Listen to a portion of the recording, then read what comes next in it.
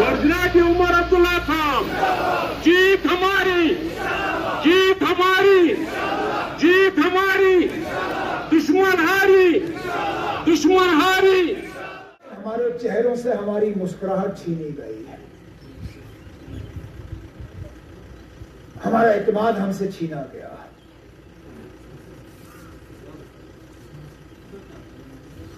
एक हमसे कहा गया था कि ये जम्मू कश्मीर के लोगों के बेहतरी के लिए है। हमसे कहा गया था कि इससे जम्मू कश्मीर में तरक्की के नए दरवाजे खुलेंगे। दुनिया को यह कहा गया कि कश्मीर और जम्मू के लोग इस फैसले के साथ हैं क्योंकि अब उनको एक बेहतर मुस्तकबिल नजर आता है। क्या बिजली के निजाम में बेहतरी आई? क्या लोगों को साफ पीने का पानी मिल रहा है?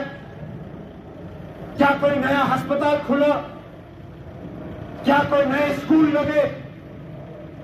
क्या कहीं पे नया डिग्री कॉलेज खुला?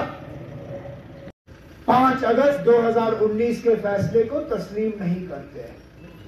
हम चाहते हैं कि हमसे जो छीना गया, जम्मू कश्मीर के आवाम के साथ जो वादे किए गए थे, उन वादों पे उतर आके उन वादों को पूरा करके यहाँ के लोगों को देना है।